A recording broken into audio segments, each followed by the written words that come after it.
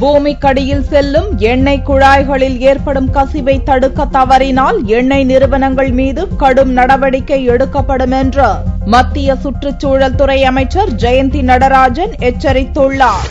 கடந்த சில மாதங்களாக தமிழகத்தின் பல இடங்களில் பூமிக்கடியில் செல்லும் எண்ணெய் குழாய்களில் ஏற்பட்ட கசிவினால் விவசாய நிலங்கள் பாதிப்படைந்ததோடு நிலத்தடி நீர் மற்றும் சுற்றுப்புறச் சூழலும் பாதிப்படைந்தது. இதை தவிர்க்கும் விதமாக மத்திய சுற்றுப்புற சூழல் துறை அமைச்சர் Jayanthi Natarajan CPCL, IOCL, BPCL, HPCL உள்ளிட்ட பல்வேறு எண்ணெய் நிறுவன அதிகாரிகளுடன் சனிக்கிழமை அன்று சென்னையில் ஆலோசனை மேற்கொண்டார். இந்த ஆலோசனைக் கூட்டத்தில் எண்ணெய் நிறுவனங்கள் மேற்கொள்ள வேண்டிய பாதுகாப்பு முறை குறித்து விளக்கப்பட்டது. எண்ணெய் குழாய் கசிவை தடுக்கும் நவீன தொழில்நுட்பங்களை கடைபிடிக்காத எண்ணெய் நிறுவனங்கள் மீது கடுமையான நடவடிக்கை எடுப்பதோடு அந்த எண்ணெய் நிறுவனத்தை இழுத்து மூடவும் உத்தரவிடப்படும் என்று ஜெயந்தி நடராஜன் கூறினார்.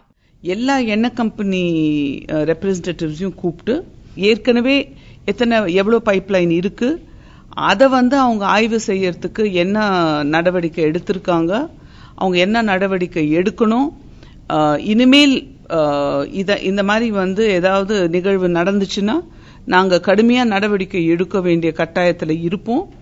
கம்பெனியை மூடணுன்ற அளவுக்கு போனோம்னா கூட நாங்க போறதுக்கு தயாராக இருக்கோம். ஏன்னா மக்களோட பாதுகாப்பும் சுற்றுப்புற சூழல் பாதுகாப்பா வச்சுக்கிறது ரொம்ப முக்கியமான எங்க கடமையா நாங்க நினைக்கிறோம். எண்ணெய் மற்றும் இயற்கை எரிவாயு நிறுவனம் தமிழகத்தில் மட்டும் 700 கிலோமீட்டர் நீளத்திற்கு பூமிக்கடியில் குழாய்களை பதித்து எண்ணெயை எடுத்துச் செல்கிறது.